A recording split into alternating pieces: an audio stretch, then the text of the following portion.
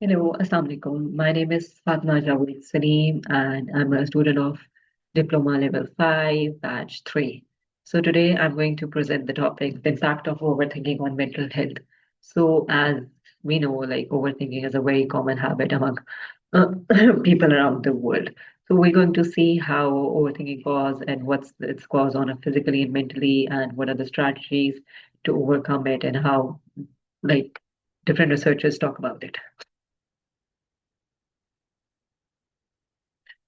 So overthinking. Overthinking is basically a process in which we keep thinking about certain events, situations that have no ending, no conclusion. There's no fruitful result about it. So we keep thinking about those things. So how do we do it? It's mostly in two ways. Either we are basically ruminating, that it's keep thinking about what happened in the past, or you keep worrying about what's going to happen in the future. So focusing on these 2 points, overthinking basically it affects us not just mentally, but it affects us socially, emotionally, and physically as well. So let's see how it is that. So according to Dr. Bhandari, he he will research about overthinking that due to overthinking, like some parts of the brain that is known that are basically our prefrontal cortex and limbic system that are involved in our emotional regulation and stress. They are basically activated when overthinking triggers. So other than that, Suzanne Nolan Huxaman, she researched that how basically rumination, that is worrying about the past, you go thinking about the past, causes depression, anxiety that later just not is not just the mental psychologically it's affecting, but the overthinking is affecting physiologically. That because later on the people tend to be turn into like drug and substance abuse. Going next is like Barsky and Ahern. So Barsky and Ahern, what do they? They found out that overthinking has impact on our physical health as well, and that physical impact on the physical health has no medical cause, and that is basically muscle tension, fatigue, migraine, headache. So like when you go for the medical checkup, there's nothing as such problem in your physical health. It's just due to your psychological and mental health. Then comes Lahiri. So what Lahiri found out, Lahiri discovered that how external uh, impulse stress can amplify your internal worries. That is basically he referred to pandemic, how pandemic situation tend people to overthink that cause depression, anxiety in them. So now let's see how overthinking affects us physiologically and psychologically. So talking about physiologically, when we overthink about something, so that is what is happening is like you're constant in the state of stress, your mind is active, your body is releasing extra cortisol, and that's keeping your body in an alarm situation that is not allow you to sleep properly. And when you're not sleeping properly, you are fatigued, you're restless. So that is how you're physiologically affected. Well, whereas psychologically, it's causing anxiety, helplessness, stress. So when it comes, and sometimes both your stress and anxiety, fatigue, helplessness cause it affects your immune system. It's weakening your immune system, and you're not able to eat properly. There's a digestion problem. There's a muscle tension. So what happened is that it basically, oh, in the future, things come on in the future, it basically emotionally outbursts you, and your life is dissatisfied. You're not very satisfied with your life. So that is how overthinking is just affecting both physiologically and psychologically, and goes hand by hand. Now let's talk about types of overthinking. So overthinking has three types. Rumination, that as we studied earlier, talked about earlier, rumination is all about, thinking about the past, what happened, the situation, the events, and the guilt about the past things.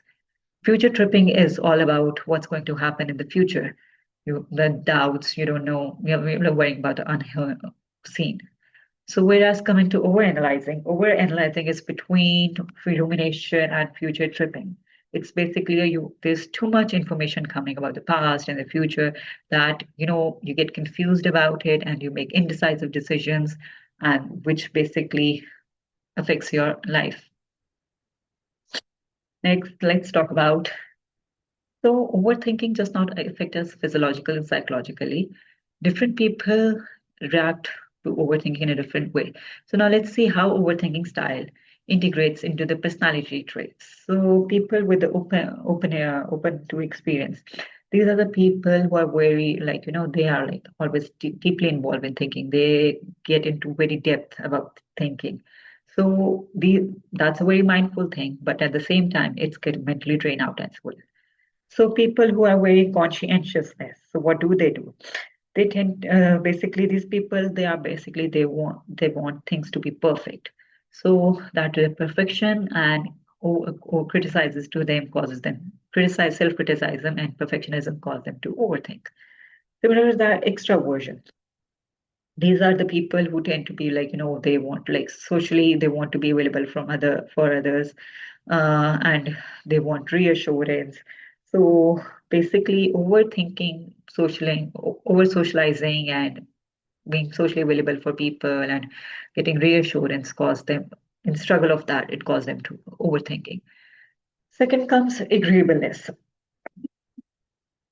So agreeableness people, they keep on ruminating about the past the past guilt and over relationships. And then come neuroticism. Neuroticism are people who are very prone to uh, emotional reactivities, and they keep on worrying, and they have self-doubt. So that is how different. So that is how different people overthink differently due to different personality traits. So now let's see how different relationships or like the roles of life people overthink about those. So let's firstly talk about parents. So parents basically they are constantly overthinking. They are constantly involved in overthinking about their child's safety, security, and health. So in the constant struggle and thinking about this, that makes them extremely cautious and keep on making them overthink about what's going to happen for the child, how would things go. Similarly, like students basically get anxious and stressed out due to their like what course to study, where to go to study, what would be their future, how where job could they get, how would successful be them. So that is how students react to oh, tend to overthink. Then comes men. So men basically always in the constant pressure of being strong and not with the social pressure of not expressing their emotions. So they're in constantly that is the way how they overthink. So when it comes to women, so women are basically, they have to balance the roles between mother, uh, daughter, wife, as well as like the professional self. So always in struggle of balancing role causes them to worry that if they are doing well enough or not. And then lastly comes couples. So misinterpretations in couples, not being emotionally available for each other, or like getting each other wrong, or being too much involved with each other, basically tends them to like overthink about why certain things were happening in relationships. So they overthink about it.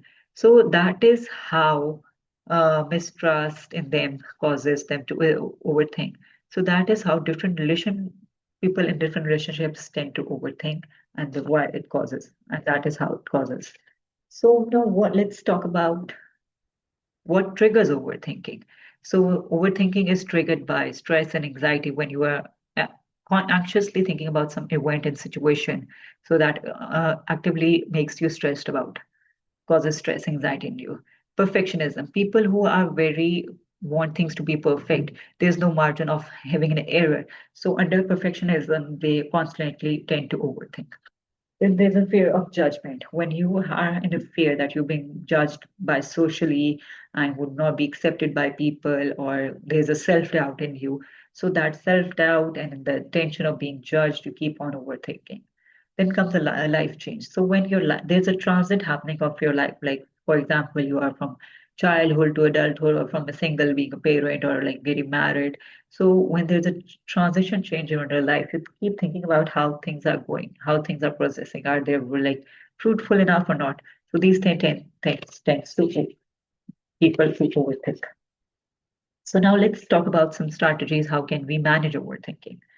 So being mindful and meditate. Being mindful, what are you thinking about? Is it any would be causing any fruitful result? And practicing deep breathing and yoga could help you keep yourself calm. Challenging negative thoughts. So when you're able to basically challenge your negative thoughts, like your fear, is that fear very like does the fear has some like a good does the fear has some good fruitful response? So if not, so when you're able to fight for your fear, so you're able to challenge your negative thoughts. So then it comes physical activity, as we like mentioned earlier, yoga, exercise, jog, brisk walk, that could help you stay more active and channelize your energy in a positive way. Then talking it out. Sometimes just like keeping it to yourself and struggling in your mind is better to, share whatever your thoughts is coming from. That's another process, as we call it, catharsis. So that's another way to basically, lessen your overthinking because you are what's in your mind, you are able to talk to it to convey to someone. Then limit your information intake. Thinking about, researching about from net, from people about information that's having so ample information about these things, which is not your concern, causes you overthink. So limiting those would help you, like stop scrolling Instagram, Googling would help you less overthink, manage your day. Then focus on solution, being mindful and seeing what basically the problem is, why you're thinking or overthinking about certain things, and try to get into the conclusion.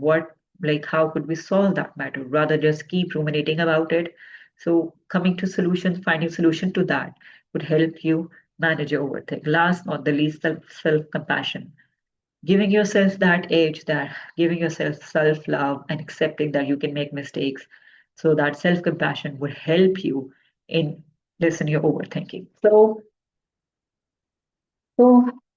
basically, when we are mindful about what overthinking is, how it acts, how it's physically and emotionally exhausting individual, and what is the basically end result.